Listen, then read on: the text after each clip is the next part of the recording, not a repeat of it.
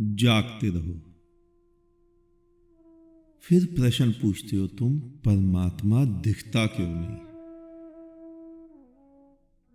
क्योंकि तुम देखना ही नहीं चाहते। तुमने धारणा ही अलग बनाई हुई है। बनाई हुई है या तुम्हारे ऊपर थोपी गई है।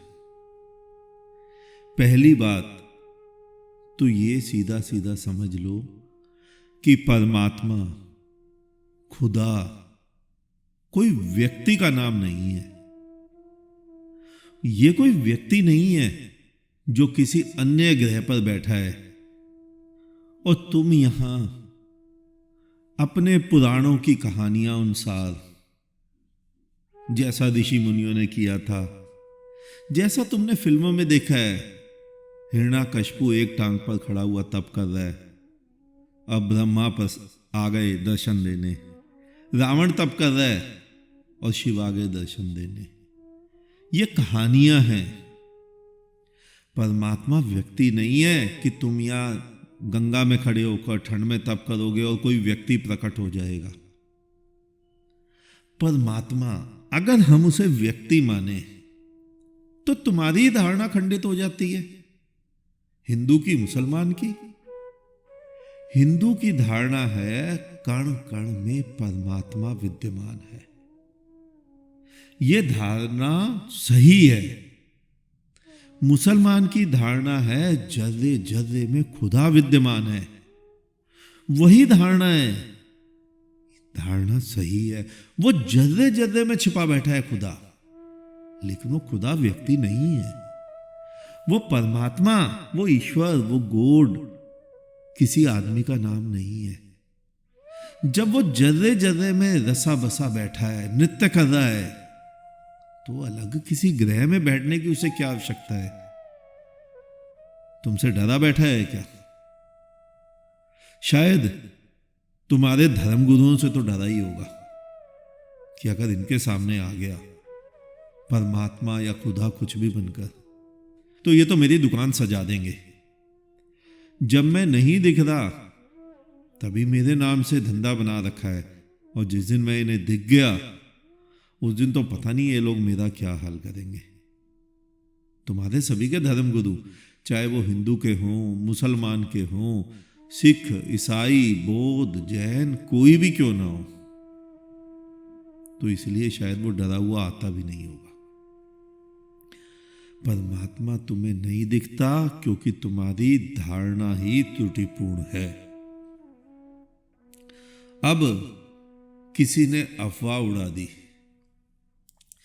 कि गाय के दूध के अंदर ढंग से फेंटो अमूल बटर निकलता है, और तुम फेंटने लग गए उसे। जिंदगी भर नहीं निकलेगा अमूल बटर। अमूल बटर तो अमूल की फैक्ट्री से ही निकलेगा, और गाय के दूध से व्हाइट बटर ही निकलेगा। परमात्मा कण कण में है, यानी वो परमात्मा की सत्ता, वो खुदा का एहसास, वो खुदा का खिलखिलाहट, वो खुदा की मस्ती, वो खुदा का प्रेम, वो जर्रे जर्रे में है। लेकिन परमात्मा व्यक्ति नहीं है। तुम्हारा देखने का ढंग ही गलत है। तुम अपनी दृष्टि, आंखें खोलो, किसी बुद्ध को देखो। बुद्ध कैसे परमात्मा का साक्षात्कार अपने भीतर अवतरण करते हैं, उसको देखो तो तुम्हारी भी दृष्टि बदलेगी। बुद्धों को देख देख के, बुद्धों से कोई मंत्र लेकर नहीं, बुद्धों से कोई दीक्षा लेकर नहीं, बुद्धों के कोई चरण छूकर भी नहीं, बुद्धों को भीख के लिए दान चढ़ावा चढ़ाकर भी नहीं, जैसा तुम अपने अपने धर्मगुरुओं को चढ़ाते हो, भीख, दान, चढ़ावा, और वो लेते रहते हैं तुमसे। इस तरह नहीं, बुद्धों के आंखों में झांककर, बुद्धों की मस्ती देखकर तुम्हारा भी देखने का ढंग बदलेगा, और फिर वो परमात्मा, वो खुदा तुम्हारे सामने तत्क्षण प्रकट हो जाता है। लेकिन तुम्हारी अड़चन ये है कि तुम हर कृत्य को साधन बना देते हो। अब बुद्धों की आंखों में देखना, तुम उसे भी साधन बना दोगे। बुद्धों के भीतर परमात्मा को देखना, तुमने उसे भी साधन बना दिया। मैं कहता हूं, अगर परम ज्ञान की अवस्था पानी है तो तुम सभी को साध्य बना दो। बुद्ध को भी साध्य बना दो, साधन नहीं। परमात्मा पाना है, यह साधन है, और परमात्मा पाया हुआ है, सामने है, यह साध्य है। हर कृत्य को साध्य बना दो। ये सब जीवन को एक भिन्न ढंग से देखने का नजरिया है। उस स्थिति में यहां पर आज अभी सभी कुछ है, अब भविष्य पर कुछ भी आधारित नहीं है। बुद्धों का ढंग ही कुछ और होता है जीने का। उन्हें यहीं परमात्मा दिखता है, उन्हें यहीं पर प्रेम दिखता है, उनका जीवन ही संगीत हो जाता है, और वो स्वयं जीते जागते परमात्मा हो जाते हैं। लेकिन तुम्हें तो वो भी नहीं दिखता। तुम देखना क्या चाहते हो? तुम देखना ही कुछ और चाहते हो। तुम सभी कुछ अपनी ही नजर से देखना चाहते हो कि तुमने जो सोच बनाई उसी की छलनी लगाकर तुम देखोगे। यही गलती होती है। उस छलनी को हटा दो। जो स्वाभाविक नजर तुम्हें परमात्मा ने दी, उससे देखो, परमात्मा दिखेगा। तुम परमात्मा को भी देखना चाहते हो तो हिंदू की छलनी लगाकर, तुम खुदा को भी पाना चाहते हो तो मुसलमान की छलनी लगाकर। इसीलिए तुम परमात्मा और खुदा से चूक जाते हो। उस छलनी को उठा दो। जब तुम पैदा हुए तो तुम कोई हिंदू थे, वो तो तुम्हारे माँ बाप ने जबरन तुम्हें बना दिया हिंदू का नाम देकर। या तुम कोई मुसलमान थे, वो तुम्हारे अम्मी अब्बा ने जबरन तुम्हें बना दिया मुसलमान का नाम देकर। उंगली पकड़कर मस्जिद ले गए, नमाज पढ़ना सिखाया। असल में तो तुम ना हिंदू पैदा हुए ना मुस्लिम, तुम उसके बंदे पैदा हुए। बस उसके बंदे ही बने रहो और सारी छलनियां हटा दो आगे से। हिंदू, मुसलमान, सिख, ईसाई, बौद्ध, जैन। परमात्मा तुम्हारे सामने है। जिसने तुम्हें पैदा किया वो तुम्हारे सामने है, लेकिन तुम देखते ही नहीं। जैसे बुद्धों ने एक सिद्धांत दिया, अहिंसा परमो धर्म।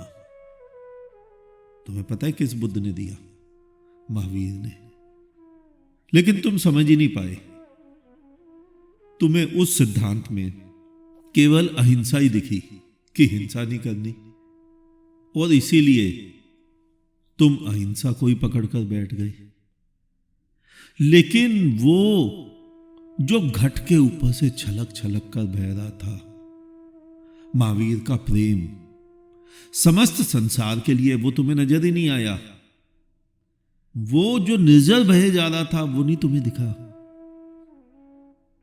तुम्हें अहिंसा दिख गई, शब्द दिखा, तुमने शब्द पकड़ा।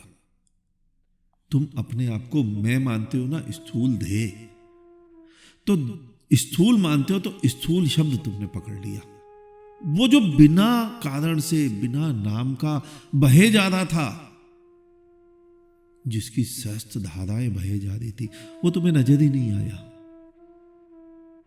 वो तुम्हें दिखाई नहीं। वो जो जैन मानते हैं ना कि महावीर की देह में रक्त नहीं दूध दौड़ता है, वो किसी बुद्ध के वचन थे।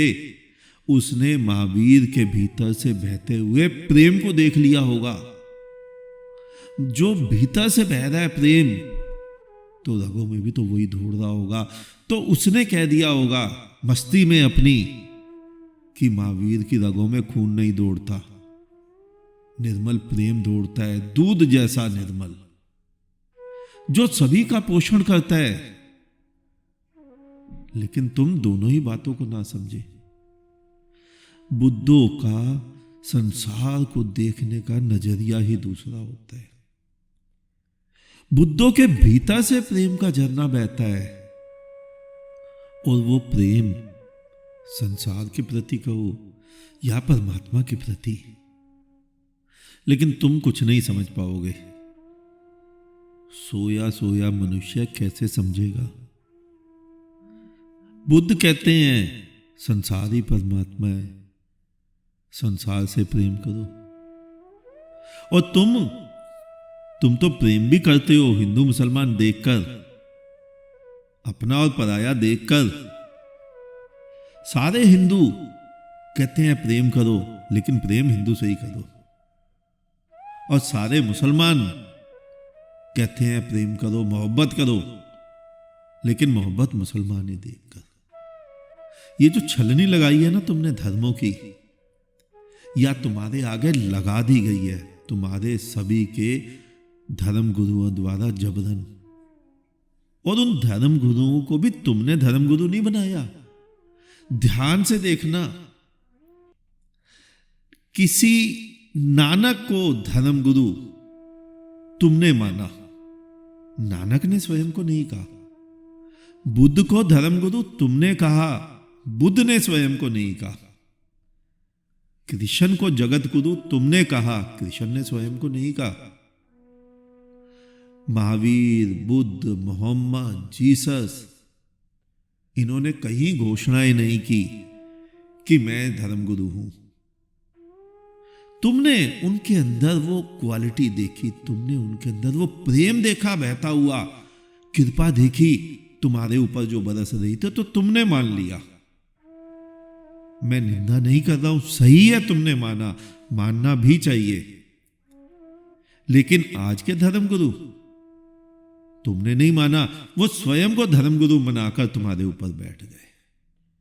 चाहे जगत गुरु, चाहे पोप, चाहे शंकराचार्य, चाहे महामंडलेश्वर, चाहे ग्रंथी, चाहे मौलाना, कुछ भी, हर धर्म में ऐसे ही मिलेंगे। तुमने माना या नहीं माना, वो जबरन तुम्हारे सिंहासन पर आकर बैठ गए जब जगत गुरु बनकर। लेकिन बुद्ध तो कहते हैं तुम प्रेम करो बस। और तुम कहते हो कि कोई प्रेम पात्र आएगा, यानी हिंदू कहता है कोई हिंदू आएगा तब हम प्रेम करेंगे, और मुसलमान कहता है मुसलमान आएगा तब हम प्रेम करेंगे। बस यहीं पर तुम चूक करते हो। और बिल्कुल इसी चूक के कारण तुम उस परमात्मा से भी चूक जाते हो, उस खुदा से भी चूक जाते हो। तुम्हारे हाथ से कहां गिर जाता है खुदा, तुम्हें पता ही नहीं चलता। अगर तुम्हें प्रेम करना आ गया तो जानना तुम्हें परमात्मा को देखना भी आ गया। लेकिन तुम सभी ईश्वर को केवल और केवल स्वार्थवश पूछते हो। प्रेम नहीं है, स्वार्थ है।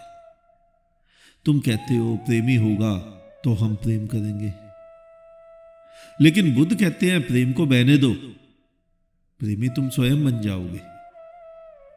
दूसरा प्रेमी ढूंढने की भी आवश्यकता नहीं होगी तुम्हें, तुम स्वयं ही प्रेमी हो जाओगे। बिना दूसरे व्यक्ति के भी तुम प्रेमी हो जाओगे। और तभी तुम समझ पाओगे उस पंक्तियों का मतलब कि जो किसी बुद्ध ने कहा था, महावीर के भीतर रक्त नहीं दूध दौड़ता है, वरना तो तुम दूध ही खोजते रह जाओगे। और दूध किसी आदमी के भीतर नहीं दौड़ता। तुमने शब्द पकड़ लिए हैं और उसी पे बहस करते हो, समझते ही नहीं हो। कभी कृष्ण के वक्तव्य पर द्वंद्व छेड़ देते हो और कभी मोहम्मद के वक्तव्य पर, लेकिन हल पर कभी नहीं पहुंचते। द्वंद्व होता रहता है। और मैं कहता हूं ना, कृष्ण की गीता का अपना तात्पर्य तुम मत निकालो, और ना ही कुरान पर कोई अपना वक्तव्य दो। देने की आवश्यकता ही नहीं है। जो कृष्ण बनकर आया था, जो मोहम्मद बनकर आया था, जो जीसस बनकर आया था, जो बुद्ध बनकर आया था, जो महावीर, नानक, कबीर बनकर आया था, उसी से पूछ लो कि तुम्हारा सीधा सीधा अर्थ क्या था, हमें समझा दो। लेकिन तुम तो शास्त्र के ऊपर बहस करते हो। तुम तो तालमेल बिठाने की कोशिश करते हो शास्त्रों की। तुमने एक दृष्टांत अक्सर देखा होगा, सुना नहीं होगा, देखा होगा स्वयं अपनी आंखों से, कि मूढ़ व्यक्ति, मूढ़ अमीर व्यक्ति जो होता है, मूर्ख अमीर व्यक्ति अपने बच्चों को भी खाना चम्मच में परोस परोस कर खाना खिलाना चाहता है, जिसको बोलते हो तुम स्पून फीड। बच्चा स्वस्थ है, स्वयं खा सकता है, लेकिन इससे उन अमीरों की शान में बट्टा लग जाता है। और वो इसी प्रकार की मूर्खता करते हैं कि अपने स्वस्थ बच्चे को भी अपने हाथ से चम्मच से, चांदी के चम्मच से परोस परोस कर खाना खिलाते हैं, और वो अपने स्वस्थ बच्चे को भी अपंग बना देते हैं। और यही गलती सारे अमीर करते हैं। और वो अमीर जिन्होंने धार्मिक पुस्तकों को स्वयं से भर रखा है। संसारी अमीर धन को बटोर रहा है, और तुम्हारा धार्मिक अमीर शास्त्रों को बटोर रहा है। संसारी अमीर ने अपने बच्चों को पंगु किया, और तुम्हारे धार्मिक अमीर ने अपने धर्म को पंगु कर दिया। धर्म की रक्षा के लिए लाठी, भाले, तलवारें, डंडे निकाल लिए। धर्म की रक्षा, धर्म जो तुम्हारी रक्षा करने की समर्थ रखता था, आज इतना पंगु हो गया कि आज धर्म की रक्षा तुम्हें करनी पड़ रही है। स्वयं देखो गलती कहां हुई, कहां धर्म तुम्हारे हाथ से छिटक गया, कहां धर्म का मूल तत्व तुम्हारे हाथ से छिटक गया, तुम्हें पता ही नहीं चला। नहीं, परमात्मा दिखता तो है। प्रश्न था, परमात्मा कैसे दिखेगा? दिखता क्यों नहीं? क्योंकि तुम्हारी धारणा गलत है। तुमने जो मूर्तियां बनाई हुई हैं अपने अपने धर्म स्थलों में, उस रूप का परमात्मा किसी को नहीं दिखा, ना दिखेगा। जो परमात्मा के 6 गुण तुम्हारे वही धर्मगुरु बताते हैं ना, 6 ऐश्वर्य भगवान के, वो बिल्कुल ठीक है, लेकिन वो ऐश्वर्य में छिपा बैठा है। तुम ऐश्वर्य को भी व्यक्ति में कल्पित कर रहे हो। परमात्मा सबसे सुंदर है, ये ऐश्वर्य है। तो सुंदर प्रकृति के भीतर देखो क्या सुंदरता है। वो सुंदर बनकर प्रकृति में रसा बसा बैठा है। तुम उसकी सुंदरता नहीं देख रहे। तुम मंदिरों, मस्जिदों, धर्म गुरुओं में, धर्म स्थलों में जाकर सुंदरता कल्पना करते हो, चूकते जाते हो। दृष्टि बदलो, किसी बुद्ध को खोजो, उस बुद्ध का आचरण देखो, उस बुद्ध की मस्ती देखो, उस बुद्ध में नाचते, छलकते, गाते, जीते जागते परमात्मा को देखो। आज इतना ही, शेष किसी और दिन। अंत में चारों तरफ बिखरे फैले परमात्मा को मेरा नमन। तुम सभी जागो, जागते रहो।